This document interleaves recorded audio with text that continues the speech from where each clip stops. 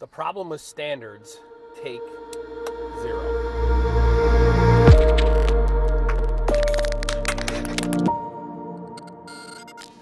All right, so early, you're gonna have to forgive me. Hey, by the way, shout out, I'm not driving a Tesla today. We do have other vehicles, okay? So I'm not just a Tesla fanboy. Earlier this week, there was a conversation that came up on our Discord server about ISA 95. And, why is it that when I talk about ISA 95 and using ISA 95 as a standard for structuring unified namespace information and data models, why is it I always talk about part 2, but I don't talk about, part 1, 3, 4, etc.? The answer is because, well, interestingly, I think the ISA, of all the standards bodies, has done the best job of writing standards for industry. Here's why. For the most part, most of the standards that are written by ISA are, more times than not, are frameworks rather than standards. The problem with standards in general, especially as it relates to industry. Industry is such a unique phenomenon in our economy. If you're a manufacturer, the advantage that you have as a manufacturer, there are two types of manufacturers. There's in terms of how they gain their value for the market.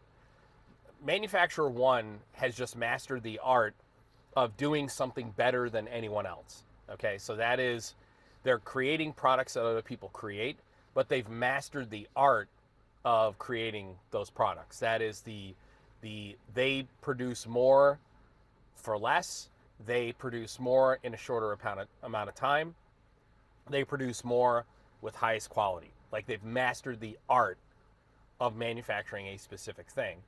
Then the other manufacturer is the manufacturer, and this is there are way more of these manufacturers than there are the first group.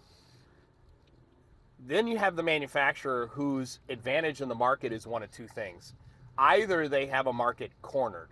That is, they own a patent, they have a relationship or a contract, or there's something about their business that gives them an advantage in the market, and it doesn't have anything to do with how good they are at their industry or how good they are at manufacturing. What it is they have the market cornered, and that's their advantage. That's the first group. The second group in our two types of manufacturers is the group whose value in the market is a function of their innovation, and that's the vast majority of manufacturers. You're a manufacturer who through innovation becomes the manufacturer who has mastered the art of one type of manufacturing, right? It's this evolution. All right, so when we get to standards, the problem with standards is that if I adopt a standard for something, then what I'm saying is this is how it will be done. I'm going to do it this way. Now that is great for things like alarm management, like so API 1167, the American Petroleum Institute's standard for alarm escalation and management in, oil and gas, any of the petroleum industries. That's a great standard. Why? Because how you manage alarms doesn't go to your competitive advantage in any way, shape, or form. It goes to compliance, right? I mean, it goes to safety, it goes to environment, it goes to compliance. One of the challenges we run into when it comes to information modeling and data modeling, when it comes to managing the value in our business, the value streams in our business, is that standards, more times than not, they constrain us. Number one, they lag behind the innovation. So that is, Tesla writes their own standards for information and data models. They don't use somebody else's. Why? Because everyone else's standards for data and information modeling are dated. And this is my point about ISA. ISA Part 1, if you look at ISA Part 1, which is essentially the introduction to the underlying ISA 95 model, okay, which basically breaks data into 3 layers, right? You know, enterprise operations and control. That is a dated model. Those 3 levels are insufficient for managing data and information within a manufacturer. That's why part 1 is mostly deprecated. Because part 1 is mostly deprecated, it also makes part 3 and part 4 mostly deprecated, because part 3 and 4 are essentially extensions of part 1. Whereas part 2 is telling us how to structure the business for our asset information models, information models and data models for our assets, which is enterprise site area line cell. It's had the widest adoption of all the standards from ISA 95. Of all the parts in that standard, part 2 is the one most widely adopted. Widely adopted by ERP software developers, widely adopted by CMMS developers. ISA 95 Part 2, the reason that it's been widely adopted, number 1 is because it makes sense, okay? And number 2, it doesn't constrain the business. Like, Part 2 is very much an abstraction. Whereas 1, 3, and 4 are especially 3 and 4, parts 3 and part 4 of ISA 95, they literally are telling you how to create deterministic data and information models, how to handle transactions between ERP and MES, which, by the way, those components of part 3 I actually really like. But the standards that are in parts 3, 4, and 1, they constrain your flexibility to innovate. That is, how to capture events, format events, and use those events for value. If you were to read all of ISA 95, and implement your entire organization based on ISA 95, what you would do is create an organization that would have been on the bleeding edge of competition 30 years ago and not on the bleeding edge of competition today. Why is that? Well, the answer is it has nothing to do with whether the people who write the standards know what they're doing or not. It's a function of how the standards are created. Standards are created by people who volunteer to sit on standards committees, okay? The people writing the standards are not always the people best equipped to write the standards. They are the people who volunteer to do so. They may not have the right experience. They may have limited experience. But think about the people who actually volunteer to write standards. Think about who they are. They are not the innovators, right? The people who write standards are very important. I don't want to diminish the importance of people who sit on these standards committees. But people who sit on standards committees are not innovators. Okay, they're not on the bleeding edge. What they're trying to do is codify for scale. Okay, and that is a worthy endeavor. What I try to stress to people over and over and over again, what we stress to our clients, because we're operating on the bleeding edge, is the importance of understanding standards. What are the standards? What are the current options we have for standardizing specifically data and information models? What are the current options? Okay, what are their pros? What are their cons? And how can we take those existing standards and use them as a framework for creating the standard we'll ultimately use for our organization? Okay, you know, this is a really, really important point. You don't go and look at one of the most, go to any of the most advanced manufacturers in the world, and they're not highly standardized. They're not highly standardized based on public or industry standards. They're highly standardized based on converting their value proposition from their data as a commodity in their business into a standard. Okay, and this is an important point and a distinction for people who are participating in digital transformation initiatives.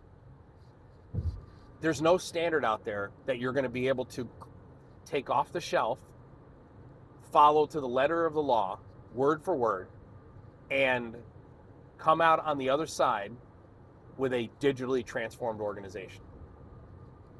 You're going to take pieces from this standard, you're going to take pieces from that standard, you're going to write your own standard, you are going to come up with your own minimum technical requirements that are a codification of that which you have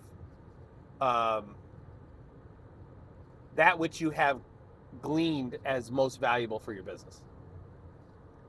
ISA 95 Part 2 is so valuable to digital transformation because it is a non-constraining starting point that organizes data and information in a semantic hierarchy that reflects most of the existing software you already have in your business because it's been so widely adopted.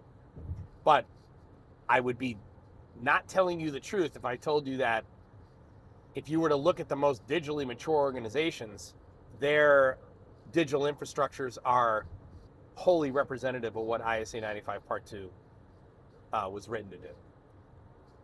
There's a resemblance, but it's not wholly representative. Okay. Again, very, very, very important point. The action item for this coming out of here. Number one, it is amazing to me the number of people who have not read ISA 95. And when and let me put it in like statistical terms. I'll bet you less than 1% of the people, 1% of the professionals that I come across have read any of the ISA 95 standard.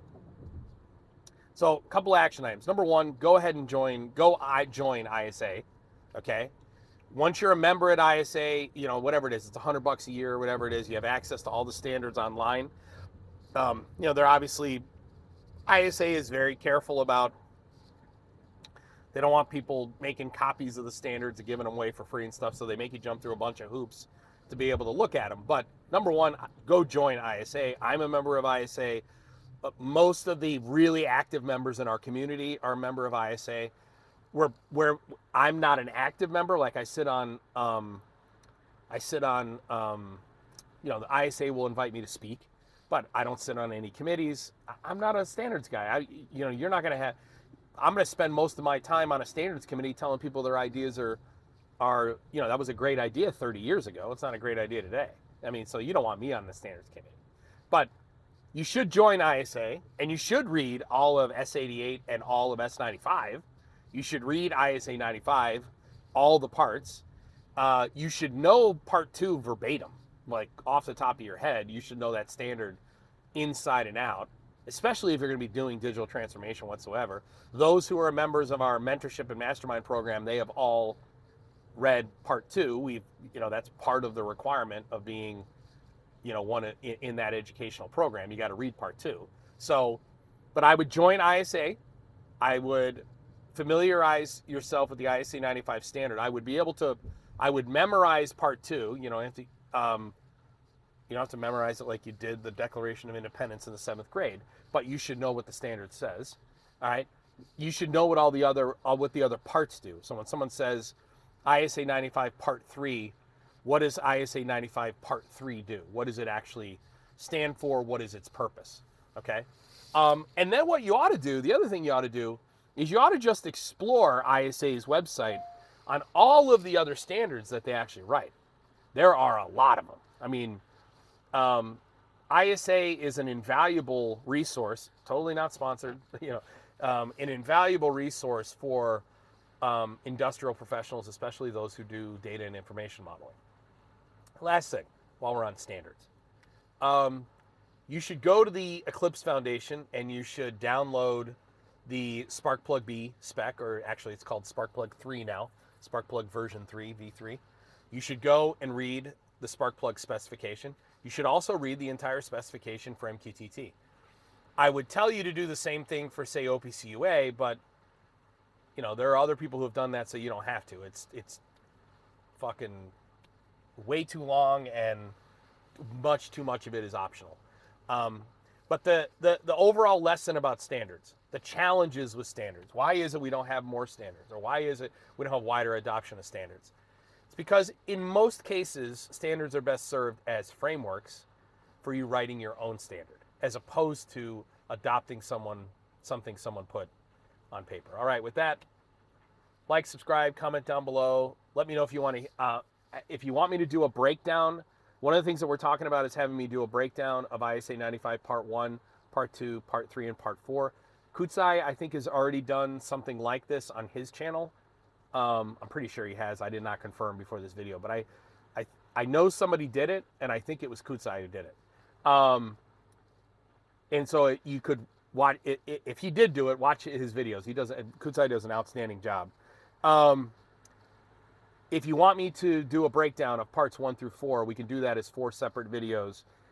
And actually, I might end up doing it anyway. But comment down below and let me know if that's what you want us to do, and I'll see you in the next one.